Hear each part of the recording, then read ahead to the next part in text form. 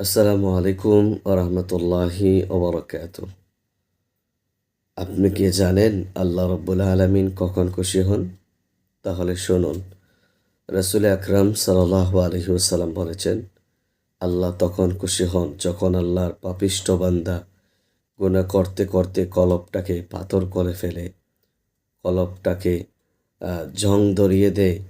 যখন আল্লাহর পাপিষ্ঠ বান্দাটা আল্লাহর কুদরতি পায়ে লুটিয়ে পড়ে সেজদায়, আল্লাহর কাছে মাফি চায়, আস্তাগফিরুল্লাহ বলে।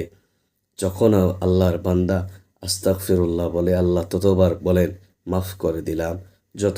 যতক্ষণ আল্লাহর বান্দা আস্তাগফিরুল্লাহ বলে, আল্লাহ বলেন ততক্ষণ মাফ করে দিলাম।